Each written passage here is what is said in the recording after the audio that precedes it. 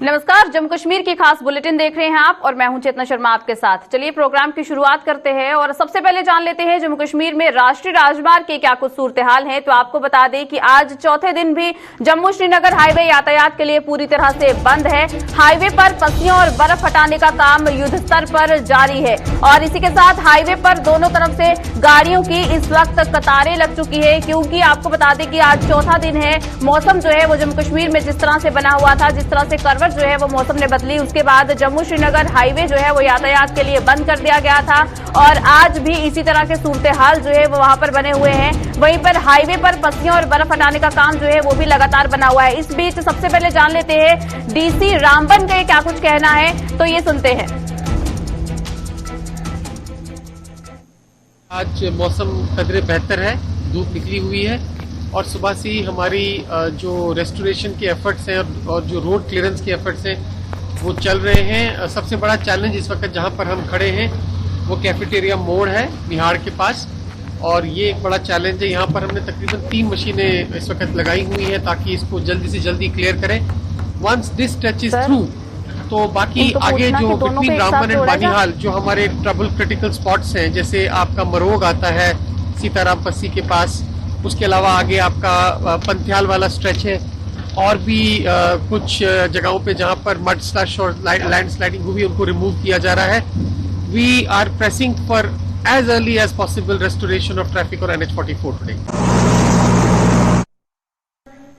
तो बिल्कुल आप लोगों ने सुना कि डीसी रामबन के क्या कुछ कहने हैं और अब इसी के साथ वहां पर अगर जमीनी स्तर की अगर बात करते हैं तो वहां पर अब किस तरह से काम किया जा रहा है, इसी पर तमाम जानकारी के लिए हम बात करेंगे। हमारे साथ हमारे संवाददाता नदीम रामबन से जुड़ चुके हैं और साथ ही साथ पुंछ राजौरी से जमशीद भी इस वक्त हमारे साथ फोन लाइन पर हैं। उनसे तमाम जानकारी लेने की पूरे प्रयास करेंगे कि क्या कुछ सूरत हाल जो है वो इस वक्त वहां पर बने हुए हैं, क्योंकि बहुत ज्यादा जरूरी हो जाता है। नेशनल हाईवे की अगर बात करते हैं तो वहां पर जो है यातायात को जो है किस तरह से वहां पर जो है शुरू किया जा रहा है और काम काज जो है वहां पर डिस्ट्रिक्ट एडमिनिस्ट्रेशन की तरफ से किस तरह से किया जा रहा है, इस पर तमाम जानकारी लेना बहुत ज्यादा जरूरी है। तो चलिए बात करते हैं इस वक्त की क्या कुछ जो है इस वक्त सूरत हाल है। तो सबसे पहले बात करेंगे नदीम से। नदीम, हमें बताइए कि जम्मू श्रीनगर राष्ट्रीय राजमार्ग की बात करें तो वहां पर इस वक्त क्या कुछ सूरत हाल बने हुए हैं? जी बिल्कुल चेतना, देखिए जिस तरह से अभी हम देखें, क्योंकि हमने देखा कि मौसम खराब होने के बाद हाईवे पर इसका काफी ज्यादा असर देखने को मिला, जहां एक तरफ बर्फबारी की वजह से स्लिपरी कंडीशंस तो दूसरी तरफ हम देख रहे थे कि रामबन बानीहाल सेक्टर के बीच जो रामसू और रामबन के बीच में पस्सियां और पत्थर गिरने का सिलसिला काफी देखने को मिला। जी कल दिन भर बारिश का सिलसिला देखने को मिल रहा था, जहां बर्फबारी भी हो रही थी और खासकर अभी की अगर हम बात करें, क्योंकि रोड क्लियरेंस का काम शुरू कर दिया गया है। जो लोग स्ट्रैंडेड होकर रह गए थे हाईवे पर उन्हें अकोमोडेट किया गया है स्कूल बिल्डिंग्स में, कम्युनिटी हॉल्स हैं, वहां पे होटल्स वगैरह में तमाम ठहराया गया है। लेकिन दूसरी तरफ उन लोगों को अपने अपनी मंजिलों की तरफ जो है रवाना करने की भी कोशिशें बदस्तूर जारी हैं। अभी हम देख रहे हैं क्योंकि रोड क्लियरेंस का काम भी चल रहा है, स्नो क्लियरेंस का काम भी चल रहा है। इस वक्त डिप्टी कमिश्नर रामबन वो खुद से मॉनिटर कर रहे हैं सिचुएशन को, उनके साथ में उनका पूरा स्टाफ है जिसमें ADC, ARTO, तहसीलदार रामबन, तमाम लोग इस वक्त सिचुएशन को मॉनिटर कर रहे हैं। रोड क्लियरेंस में ज्यादा से ज्यादा मशीनों को इस्तेमाल में लाया जा रहा है ताकि रोड को जल्द से जल्द मोटरेबल बनाकर जो भी स्टैंडर्ड व्हीकल्स है उन्हें अपनी अपनी डेस्टिनेशंस की तरफ चलने की इजाजत दी जाए। और ये उम्मीद की जा रही है, इस वक्त डिप्टी कमिश्नर रामबन से जब हमारी बात हुई तो उनका ये मानना है कि कैफेटेरिया मोड़ रामबन के मकाम पर हमारे पास एक लैंडस्लाइड है जो काफी चैलेंजिंग है और काफी ज्यादा वक्त लेगा वो क्लियर करने में, लेकिन वहां पे भी इसको ज्यादा मशीनों को इस्तेमाल में लाया गया है ताकि रोड को जल्द से जल्द मोटरेबल बनाकर जो भी स्टैंडर्ड व्हीकल्स है उन्हें अपनी अपनी डेस्टिनेशन की तरफ रवाना किया जाए। जी बिल्कुल। इसी के साथ साथ जमशीद, आपसे भी जानना चाहेंगे कि जम्मू पुंछ हाईवे की अगर बात करें तो वहां पर किस तरह की स्थिति इस वक्त बनी हुई है? बिल्कुल, अगर जम्मू पुंछ हाईवे की हम बात करें तो कल से ही जम्मू पुंछ हाईवे बंद रखा गया है गाड़ियों के आने जाने के लिए, क्योंकि आज भी गाड़ियों को चलने की जरूर इजाजत दी जा रही है, मगर एक तरफा गाड़ियों को आज चलने की इजाजत दी जा रही है। और म्युनिसिपैलिटी सोनकोट की तरफ से भी बर्फ हटाने का काम आज सुबह से हम देख रहे हैं चल रहा है, जहां नमक का भी इस्तेमाल अब किया जा रहा है क्योंकि फिसलन बहुत ज्यादा हो जाता है बर्फबारी के बाद। आज हालांकि मौसम बहुत अच्छा है, अच्छी खासी धूप निकली है, मगर गाड़ियों को आज सिर्फ एक तरफा चलने की इजाजत दी जा रही है। जी बिल्कुल। साथ ही साथ जिस तरह तरह से लोगों को भी भारी परेशानियां जो है वो वहां पर पेश आई हैं। इसी के साथ साथ अगर नदीम बात करें रामबन की, तो जिस तरह से वहां पर भी डीसी रामबन ने जो है साफ तौर पर ये कहा है कि स्नो क्लियरेंस का काम भी किया जा रहा है और साथ ही साथ यातायात जिस तरह से बाधित पड़ी है, राष्ट्रीय राजमार्ग पर जो है जिस तरह से रिस्ट्रिक्शंस लगाई गई हैं, वो जो है जल्द से जल्द उसे एक बार फिर जो है वहां पर ठीक करने की कोशिश की जा रही है। आम जनता की अगर बात करें और क्या कुछ वहां पर परेशानियां हैं, क्योंकि राष्ट्रीय राजमार्ग की जहां पर बात करें तो काफी सारे ट्रक जो हैं वो भी वहां पर फंस चुके हैं, तो इस बीच और क्या कुछ परेशानियां वहां पर फेस आ रही हैं? जी बिल्कुल चेतना, देखिए मैं आपको एक चीज बता दूं, जब हाईवे बंद होता है तो जाहिर सी बात है हाईवे की वजह से रामबन के लोगों को भी काफी सारी प्रॉब्लम्स होती है। जैसे अगर हम डिस्ट्रिक्ट हेडक्वार्टर्स रामबन की बात करें वो मैत्रा में है, और उसके बाद बटोत के लोगों को अगर रामबन पहुंचता है, बानिहाल के लोगों को रामबन पहुंचता है, तो कहीं ना कहीं ये तमाम प्रॉब्लम्स रहती है, क्योंकि बानिहाल और रामबन अगर आप देखें तो रोड कनेक्टिविटी मुनकता है, बटोत रामबन की रोड कनेक्टिविटी मुनकता है। हालांकि लोगों के सामने काफी सारी प्रॉब्लम्स है इस वक्त, और खासकर उन मुसाफिरों के लिए जिनको हाईवे पर ट्रैवल करना है, कहीं पहुंचना है, क्योंकि देखिए हमने देखा कि काफी सारी फ्लाइट्स कैंसिल हो गई, तो उन्होंने डिसाइड किया कि हम बाय रोड ट्रैवल करें, लेकिन रोड भी इस वक्त जो है बंद है, तो कहीं ना कहीं लोगों के लिए प्रॉब्लम्स तो जरूर है। चाहे वो हम रामबन के लोगों की बात करें या फिर उन लोगों की जिनको जम्मू से श्रीनगर जाना है या जिनको श्रीनगर से जम्मू की तरफ जाना है, रामबन के अंदर भी प्रॉब्लम है और रामबन के बाहर जो लोग हैं जिन्होंने हाईवे के जरिए से ट्रैवल करना है उनके सामने भी काफी सारी प्रॉब्लम्स है। लेकिन एडवाइजरी का एक ख्याल करना है हमें चेतना, क्योंकि जब भी हम हाईवे पर ट्रैवल करें तो एक चीज है जिसको हम नजरअंदाज कर देते हैं, वो ये रहता है कि हम ट्रैफिक कंट्रोल यूनिट से राबता नहीं करते और उसके बिना ही हम हाईवे पर सफर करना शुरू कर देते हैं, जिससे हमें परेशानियां हो सकती है। अब डिस्ट्रिक्ट एडमिनिस्ट्रेशन रामबन की बात करें, उनके मुताबिक रामबन के अंदर वो सिर्फ 600 लोगों को अकोमोडेट कर सकते हैं, और अगर 600 से ज्यादा लोग अगर हाईवे पर ट्रैवल करेंगे तो जाहिर सी बात है उन लोगों को तो हाईवे पर जो है रात गाड़ियों में गुजारनी पड़ेगी। इससे जरूरी हो जाता है कि ट्रैफिक कंट्रोल यूनिट से राब्ता कायम करें, उसके बाद ट्रैवल करें, क्योंकि कोई परेशानी ना हो उन्हें। और दूसरी बात यह है, क्योंकि देखिए आज जिस तरह से अगर ट्रैफिक एडवाइजरी की बात करें तो हर दिन जारी की जाती है और ट्रैफिक कंट्रोल रूम से हर बार ये हिदायत भी दी जाती है कि जब भी आप ट्रैवल करें, खासतौर पर अगर मौसम खराब की स्थिति बनी हुई है, तो आप कंट्रोल रूम में जो है उन नंबर्स पर कॉल कर भी जो है जानकारी ले सकते हैं। लेकिन उसके बावजूद भी जिस तरह की परेशानियां जो है वो देखने को मिलती हैं, इस पर प्रशासन जो है वो लगातार अलर्ट रहता है। लेकिन जनता को भी बहुत ज्यादा जरूरी है कि वो भी सतर्क रहे और जब भी खराब मौसम जैसी स्थिति बनती है तो तमाम जानकारियां लेकर ही वो जो है अपनी जो जर्नी है वो शुरू करे। तो चलिए, बहुत बहुत शुक्रिया हमें तमाम जानकारी देने के लिए। तो जिस तरह से लगातार अब कोशिश यही है कि जो मौसम खराब के चलते जो है जिस तरह की परिस्थितियां बनी, उसके बाद स्नो क्लियरेंस का काम जो है वो भी लगातार चल रहा है, और साथ ही साथ यातायात की जहां पर बात करते हैं तो जिस तरह की रिस्ट्रिक्शंस जो है वहां पर देखने को मिली, उनको भी एक बार फिर रिस्टोर करने की कोशिश जो है वो लगातार चल रही है।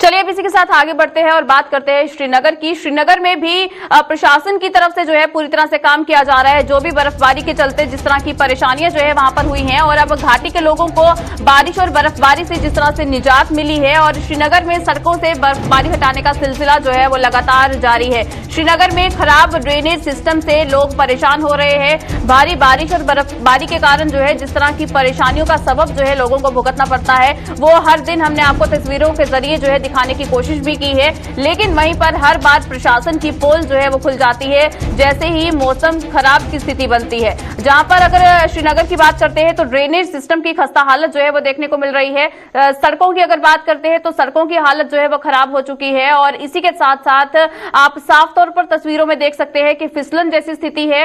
लोगों की अगर बात करें तो गाड़ियों से आवाजाही जो है वो लगातार जारी है। हालांकि अगर राष्ट्रीय राजमार्गों की बात करें तो यातायात जो है वहां पर बाधित भी किया गया है, लेकिन उसके बावजूद भी स्नो क्लियरेंस का काम जिस तरह से किया जा रहा है, उसके बावजूद लोगों को परेशानियों का सबब भुगतना पड़ रहा है।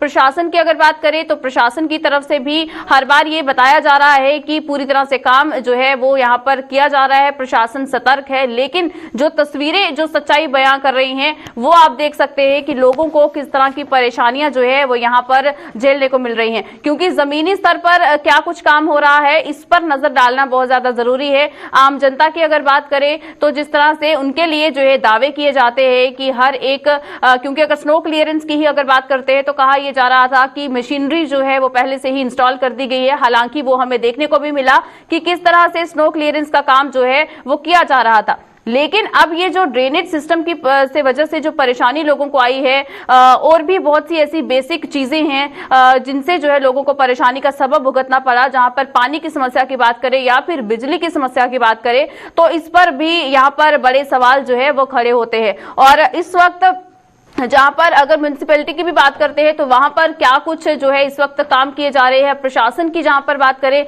उनकी तरफ से जो है क्या कुछ और कदम उठाए जा रहे हैं, ताकि क्योंकि बर्फबारी और बारिश से तो लोगों को निजात मिल चुकी है, क्योंकि लगातार 4 से 5 दिन जो है लगातार बारिश और बर्फबारी लोगों को जो है झेलनी पड़ी।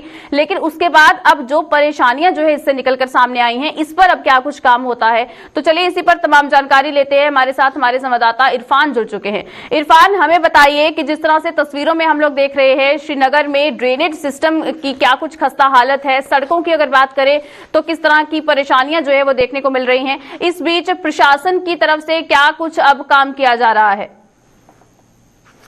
देखिए चेतना, सबसे पहले मैं बात करूंगा यहाँ पर लेटेस्ट अपडेट को लेकर, जबकि अंतर्राष्ट्रीय हवाई अड्डा जो है पिछले 2 दिनों से मुतासिर हुआ था, मगर आज सुबह से ही वहां पर परवाजों का आना जाना शुरू हो गया। ये एक राहत की खबर है मुसाफिरों के लिए। दूसरी जानिब आपने बात की है शहर को लेकर, शहर के हसास इलाकों की बात करें, लाल चौक के बगैर जितने भी कनेक्टेड एरियाज है शहर खास के, वहां पर जो है वाटर लॉगिंग की प्रॉब्लम जाहिर सी बात है वो दिखाई दे रही है। जबकि डी वाटरिंग स्टेशन को लेकर म्युनिसिपैलिटी के जो कमिश्नर है, दीगर अफसरान ने कहा था कि हमने इसका ट्रायल भी लिया है, जायजा भी लिया है, और कल हमने देखा लाल चौक में कुछ लगाए भी गए थे जो बाद में धीरे धीरे कम हो गए।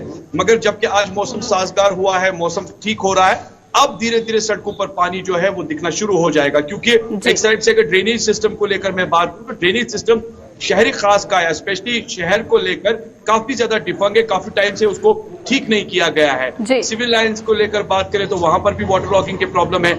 इसके साथ साथ देखा जाए तो जब ये सारी चीजें डिपार्टमेंट के एंड से परफेक्टली प्रॉपर प्लानिंग के साथ अगर होती तो ये चीजें देखने को नहीं मिलती। जबकि एक पैराफ्रेजिंग की जरूरत है और सबसे बड़ी बात तालमेल की जरूरत है। यहाँ हर एक महकमा अपने जानिब अपनी मनमानी करता है और अपने मनमानी से अपना काम करता है। म्युनिसिपैलिटी जब उसको काम करना है तो बर्फ की सफाई करता है, मशीनों को छोड़ता है, बाद में पता चलता है कि कई सारे ट्रैक्टर्स का इस्तेमाल किया गया जो फार्मिंग फील्ड्स के लिए इस्तेमाल किए जाते हैं, वो जब सड़कों पर दौड़ेंगे तो सड़कों की खस्ता हालत हो जाएगी, मैग्नम टूट जाएगा। दूसरे जानिब अगर देखा जाए जितना भी प्रॉपर अटेम्प्ट करना है या वर्बल कमिटमेंट करनी है पूरे डिपार्टमेंट को लेकर, अगर ये तालमेल होता तो शहर में ये सारी चीजें नहीं होती। सरकारें आई गई बदली कई सारी, मगर जमीनी स्तर पर जो है लोगों की परेशानियां वैसी की वैसी है। जबकि आज भी हम देख रहे हैं कि कई सारे ऐसे इलाके हैं जो बिजली के मारे, खास तौर पर बिजली की जो कटौती है शहर में, जबकि लाल चौक में भी कई सारे ऐसे कनेक्टेड एरियाज हैं जहां पर बिजली कई टाइम से गुल है। जबकि आपके पीडीडी का दफ्तर भी वही है, सेक्रेटरीट भी वही है, कई अफसरान के दफ्तर भी वहीं पर है, नजर बाखूबी है, मगर इसके साथ साथ जो काम है वो जमीनी स्तर पर कम है। बिल्कुल इरफान, लेकिन यहाँ पर एक और देखने वाली बात यह है कि सर्दियां शुरू होने से पहले ही प्रशासन की तरफ से, सरकार की तरफ से ये दावा किया जा रहा था कि इस बार पहले से ही मेंटेनेंस के लिए मशीनरीज जो है वो अलॉट कर दी गई हैं, पूरी तैयारियां जो है वो प्रशासन की तरफ से कर ली गई हैं कि इस बार सर्दियों में लोगों को परेशानी जो है वो ना भुगतनी पड़े। लेकिन हर बार की तरह इस बार भी ये पोल खुलती हुई नजर आ रही है। देखिए पोल तो खुलनी है अगर देखा जाए, जबकि सरकार जिस तरीके से दावे जमीनी स्तर पर बुलंद करती है उस पर काम भी होना चाहिए ना। अब वो अगर काम होगा, हाँ कुछ हम लोगों की हौसला अफजाई भी करेंगे, जिसमें पावर महकमे के कुछ ऐसे लोग हैं जो बिजली के तारों को जोड़ रहे थे जबकि बर्फबारी काफी हो रही थी, मगर कुछ से काम नहीं बनेगा। जबकि एक चीज होती है दिखाना और दूसरी चीज होती है काम करना। तो जमीनी स्तर पर अगर देखा जाए बिजली का फीस अदायगी पूरी होती है, मीटर्स लगाए गए हैं, इस बीच भी बिजली गुल है। सड़कों पर अगर देखा जाए बर्फ अभी भी जमा है, कई सारे ऐसे इलाके हैं इंटरनल एरियाज जहां पर अभी भी म्युनिसिपैलिटी के लोग या कह सकते हैं कि वो वर्कर्स जिनका लास्ट में काम बनता था वहां पहुंचना, और बर्फबारी अब थम गई है, वहां जाके वो उन इलाकों की साफ सफाई करे, बर्फ को हटाए। अभी भी मुश्किलात शहर में काफी ज्यादा है, जिसकी वजह से आए रोज कंप्लेंट्स दिखाई दे रही है। इस वक्त मैं लाल चौक में मौजूद हूँ। लाल चौक में स्ट्रीट मार्केट लगी हुई है, स्ट्रीट मार्केट जो कि हफ्ते की एक पहचान है संडे मार्केट को लेकर। अभी आप देख सकते हैं स्ट्रीट पर अभी भी काफी ज्यादा बर्फ जमा है जिसको भी हटाया नहीं गया है, और जो लोग वहां पर स्टॉल लगा के बैठे उनने कहा हमें काम खुद किया है, सड़कों से बर्फ हटाया, मगर स्ट्रीट से बर्फ नहीं हटा है, और अगर स्ट्रीट से बर्फ हटेगा वो या तो हम खुद हटाएंगे या तो वो पिघलेगा। तो जाहिर सी बात है कोऑर्डिनेशन की काफी ज्यादा जरूरत है। जब तक कोऑर्डिनेशन नहीं होगी, वर्कआउट ग्राउंड पर नहीं होगा, मैन एंड मशीनरी को 24/7 नहीं रखा जाएगा। खासतौर पर अब मौसम भी साजगार है। आज से मेट डिपार्टमेंट में बोला है कि कश्मीर में मौसम में तब्दीली होगी, अब साजगार होगा, मौसम में बर्फबारी ज्यादा नहीं होगी, बारिशें नहीं होगी। So this is the right time to move. इस वक्त एक अच्छे टाइम है कि जब आप शहर को बेहतर बना सकते हैं। अगर ये एक दिन का काम नहीं है, इसको पूरे साल पर वर्कआउट करने की जरूरत है। बिल्कुल इरफान, यहाँ पर जमीनी स्तर पर काम करने की बहुत ज्यादा जरूरी है, क्योंकि अगर सर्दियों की बात करते हैं तो खास तौर पर जो पर्यटक हैं वो भी जो है जम्मू कश्मीर की ओर रुख करते हैं, यहाँ की वादियों का लुत्फ लेने के लिए आते हैं। और इस मौके पर अगर यहाँ की साफ सफाई और यहाँ पे जितनी भी परेशानियां आती हैं उस पर जो है फोकस करके काम नहीं किया जाएगा तो एक बड़ा प्रश्न चिन्ह जो है वो आम जनता भी उठाएगी। तो चलिए, बहुत बहुत शुक्रिया हमें तमाम जानकारी देने के लिए। तो जिस तरह से परेशानी का सबब जो है वो श्रीनगर में भी लोग जो है भुगतते हुए नजर आ रहे हैं। इस बीच सवाल यही उठाया जा रहा है कि जिस तरह से ड्रेनेज सिस्टम की पोल यहां पर खुलती हुई नजर आ रही है, आखिर प्रशासन जो है वो अभी तक कहां पर है, सरकार के नुमाइंदों की अगर बात करें वो आखिर अभी तक कहां पर है, क्योंकि जितनी परेशानियां लोग इस वक्त भुगत रहे हैं इस पर जल्द से जल्द काम करने की जरूरत है।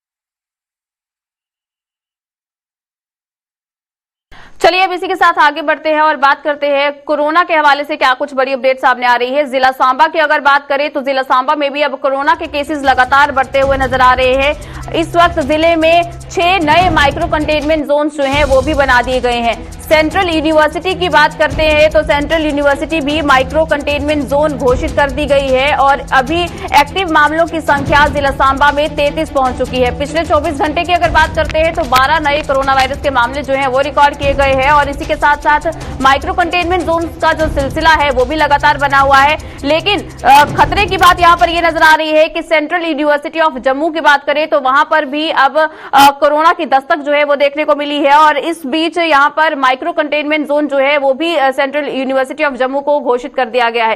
क्या कुछ पूरी जानकारी है, इसी पर तमाम बातचीत करते हैं। हमारे साथ हमारे संवाददाता ऋषि खजूरिया जुड़ चुके हैं। ऋषि, हमें बताइए, कोरोना के केसेस जिस तरह से जिला सांबा में बढ़ते हुए नजर आ रहे हैं, प्रशासन जो है वो किस तरह से कार्यरत है और खास तौर पर अगर सेंट्रल यूनिवर्सिटी ऑफ जम्मू की बात करते हैं तो वहां पर भी क्या कोरोना की दस्तक हुई है जिसके बाद माइक्रो कंटेनमेंट जोन जो है वो भी घोषित कर दिया गया है सीयूजे को? देखिए, जितना आपको बताते चलने कि एक बार फिर से कोविड पैर पसारना शुरू कर चुका है जिला सांबा में और धीरे धीरे पाबंदियां भी एक बार फिर से हमें देखने को मिल रही हैं। अगर बात करें तो जिला सांबा में अगर कोविड केसेस की बात करें तो 33 का आंकड़ा जो अभी तक पहुंच चुका है, जिसके चलते कई अलग अलग इलाकों को माइक्रो कंटेनमेंट जोन बनाया गया है। इससे पहले अगर आपको बताते चले तो लगभग 13 के आसपास माइक्रो कंटेनमेंट जोन जो एक्टिव है और अब 6 नए आज माइक्रो कंटेनमेंट जोन घोषित किए गए हैं, जिसमें 5 अलग अलग लोकेलिटीज हैं और उसमें सेंट्रल यूनिवर्सिटी ऑफ जम्मू जो राया सुचानी में है वो भी माइक्रो कंटेनमेंट जोन बनाई गई है। बता दें आपको कि जिस तरह से यहाँ इन सारे एरियाज को माइक्रो कंटेनमेंट जोन बनाया गया तो यहाँ से कुछ कोविड केसेस आने के बाद पाबंदियां यहाँ पर लागू की गई हैं और ये जो एरियाज हैं, ये जो हॉटस्पॉट कंटेनमेंट जोन हैं, यहाँ पाबंदियां जो लागू की गई, इसमें सबसे पहले तो ये है कि यहाँ इनवर्ड और आउटवर्ड मूवमेंट पर प्रतिबंध लगा दिया गया है। यहाँ नोडल ऑफिसर्स की तैनाती की गई है, कंसर्न पुलिस ऑफिसर की तैनाती की गई है जो यहाँ 100% टेस्टिंग को पूरा करवाएंगे, यानी सैंपलिंग प्रोसेस को पूरा करेंगे। और अगर टेस्ट के लिए कोई यहाँ पर रिफ्यूज करता है कि मैं टेस्ट नहीं करवाऊंगा तो उसके खिलाफ कानूनी कार्रवाई की जाएगी। और यहाँ जो इमरजेंसी सेवा है उन्हें किस तरह से सुचारू बनाना है, ये नोडल ऑफिसर्स के ऊपर जो बात रखी गई है कि आपने ये सारी व्यवस्थाएं बनानी है। लेकिन कहीं ना कहीं माइक्रो कंटेनमेंट जोन बनना शुरू हुए हैं तो आप अंदाजा लगा सकते हैं कि ये जो आंकड़ा अब धीरे धीरे जिला सांबा में पहुंच चुका है, लगभग 20 के आसपास का है जो एक्टिव माइक्रो कंटेनमेंट जोन्स हैं, जिसमें सांबा का वार्ड नंबर 13 है, कोटली मंडी सांबा है, कालीबड़ी सांबा है, भाग मंडी कूड़ा सलाथिया का इलाका है, पंडिता मोहल्ला घगवाल का इलाका है और छठा सेंट्रल यूनिवर्सिटी। तो आप अंदाजा लगा सकते हैं कि एक बार फिर से धीरे धीरे जो ग्राफ है कोविड का बढ़ना शुरू हुआ है और यहाँ पाबंदियां भी लागू हो रही हैं, जिसके चलते बिल्कुल ऋषि, यहाँ पर ये भी जानना चाहेंगे, जिस तरह से सेंट्रल यूनिवर्सिटी की अगर बात करें तो वहां पर जो बच्चे जो है या स्टूडेंट्स की बात करें या फिर स्कॉलर्स की बात करें, जो भी वहां पर जो है जिनका वहां पर आवाजाही हुई है, क्या उनकी भी कोविड टेस्टिंग करवाने की प्रक्रिया जो है वो की जा रही है? देखिए बिल्कुल, यहाँ जब सेंट्रल यूनिवर्सिटी से कुछ 2 केसेस ही सामने आए थे शुरुआती दौर में 2 से 3 दिन पहले, तो उसके बाद प्रशासन ने एहतियातन तौर पर यहाँ पर टेस्टिंग को शुरू किया था। हालांकि जो कैंपस था उसे बंद नहीं किया था, कोई इस तरह की रिस्ट्रिक्शंस नहीं थी, लेकिन टेस्टिंग एक इंटेंसिफाइड टेस्टिंग जो शुरू की थी प्रशासन ने। लेकिन अब ये भी बताया गया कि उसके बाद एक ऑर्डर जारी कर दिया जाता है कि जो भी कार्रवाई है वो अब ऑनलाइन की जाएगी कैंपस की, और उसके चलते जो टेस्टिंग है उसे बढ़ाया गया। स्टूडेंट्स की बात करें जो पॉजिटिव आए उनके परिवार की सैंपलिंग, उनके कांटेक्ट में जो लोग आए उनकी सैंपलिंग, और मुझे लगता है कि यहां से हो सकता है कि कुछ और केसेस भी आए हैं जिसके चलते सेंट्रल यूनिवर्सिटी को अब माइक्रो कंटेनमेंट जोन जो वो घोषित किया है। तो यहां पर आसपास कोई भी अब इस तरह की मूवमेंट नहीं हो पाएगी, इनवर्ड और आउटवर्ड मूवमेंट पर प्रतिबंध है, तो ऑनलाइन सिस्टम ही अब चलाया जाएगा। तो यहां से अंदाजा लगा सकते हैं आप कि अगर हम अभी कोविड प्रोटोकॉल्स को फॉलो नहीं करेंगे तो जो मौसम भी साजगार नहीं है, मौसम के भी चलते लोगों को काफी ज्यादा सिम्टम जो वो खांसी जुकाम बुखार के दिख रहे हैं, तो उसी के बाद जब लोग अस्पतालों का रुख कर रहे हैं या टेस्टिंग अपनी खुद वॉलंटरली जाकर करवाते हैं तो वो लोग पॉजिटिव आ जाते हैं, और उसके बाद ये सारे लोगों को आइसोलेशन में तो भेजा जाता है, लेकिन उसके बाद पाबंदियां लागू हो जाती हैं और जितने भी प्रोटोकॉल्स है उसे फॉलो करना एक प्रायोरिटी जो वो बन जाता है। तो उम्मीद यही करेंगे कि आने वाले दिनों में हालात साजगार होंगे जिला सांबा के। और एक्टिव केसेस की मैं बात कर रहा हूं, जितना जब शुरुआती दिन में अगर कहें आज से 15 से 20 दिन पीछे चले जाएं तो शायद 0 के आसपास का ये आंकड़ा था, लेकिन अभी आंकड़ा बढ़कर 33 हो चुका है। तो अंदाजा लगा सकते हैं कि कितनी जरूरत है हमें प्रोटोकॉल्स को फॉलो करने की।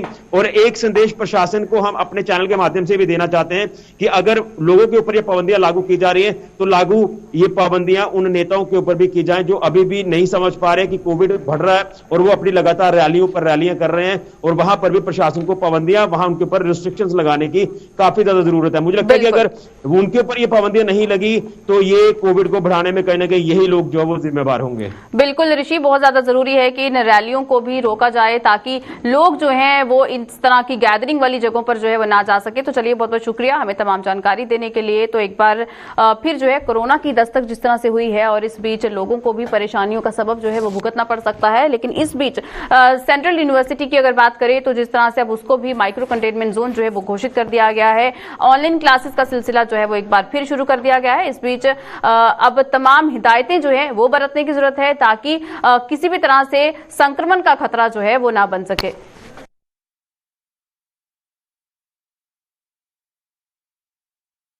चलिए आगे बढ़ते हैं। बीते दिनों से हो रही बारिश के बाद आज मौसम में थोड़ा सुधार हुआ है। बारिश और बर्फबारी के बाद आज सूर्यदेव ने दर्शन दिए, जिससे लोगों ने राहत की सांस ली। मौसम के बिगड़ने के कारण पहाड़ी इलाकों में काफी बर्फबारी हुई, जबकि मैदानी इलाकों में बारिश होती रही। लेकिन आज मौसम में थोड़ा सुधार हुआ है। बारिश यहां गेहूं की फसल के लिए वरदान साबित हुई, तो वहीं शहर की सड़कें बीते दिनों पानी से भरी हुई नजर आईं, जिससे राहगीरों में आने जाने में काफी परेशानियों का सामना करना पड़ा। फिलहाल दिन निकलते ही सूर्यदेव के दर्शन पाकर लोगों ने राहत की सांस ली है, लेकिन इसके साथ ही ठंड में भी इजाफा हो गया है।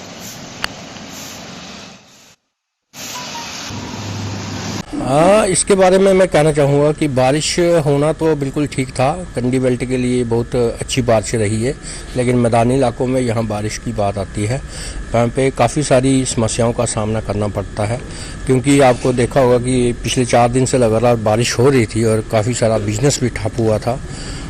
लेकिन ये कंडी बेल्ट के लिए बहुत अच्छी बारिश थी, इसके लिए फसल की भी जरूरी अब अच्छी होगी। और पहाड़ी क्षेत्रों में काफ़ी बर्फबारी हुई है और आज भी बादल जो हैं वो छिटपुट अपने दर्शन सूर्यदेव दे रहे हैं, और मुझे लगता है कि आने वाले दिनों में ये मौसम अब साफ़ होगा और जो दिक्कतें लोगों को आ रही थी पिछले 4-5 दिन से वो अब ठीक हो रही हैं, और मुझे लगता है कि आने वाले दिनों में भी ये मौसम अब साफ़ ही रहेगा। और यहाँ तक बारिश की बात है, बारिश से दिक्कतें तो होती हैं, बिजनेस ठप रहते हैं, दुकानें बंद रहती हैं, बिजनेस प्रभावित होता है, लेकिन मैदानी इलाकों में बारिश और पहाड़ी क्षेत्रों में बर्फ़ का होना एक अच्छा संकेत है और मौसम आने वाले दिनों में अच्छा रहेगा। वहीं मौसम में बेशक राहत मिली है, लेकिन जम्मू बस स्टैंड पर फंसे यात्रियों को अभी तक कोई राहत नहीं मिली है। जम्मू श्रीनगर हाईवे बंद होने के कारण हर बार की तरह इस बार भी जम्मू बस स्टैंड पर यात्रियों का जमावड़ा लग गया है। जर्जर हालत में पहुंच चुके जम्मू के जनरल बस स्टैंड ने यात्रियों की दिक्कतें और बढ़ा दी हैं। हाईवे बंद होने के कारण इन यात्रियों को कई तरह की परेशानियों का सामना करना पड़ रहा है। इन लोगों का आरोप है कि प्रशासन की ओर से उनकी कोई सुध नहीं ली जा रही। इन लोगों ने जल्द हाईवे को बहाल करने की मांग की है ताकि वो अपने मंजिल पर पहुंच सकें। यहाँ पे है। यहाँ छोटे छोटे बच्चे हैं, यहाँ हमारे पास पैसे भी जो थे खत्म हो गए हैं, होटल वालों ने भी किराया चढ़ाया है।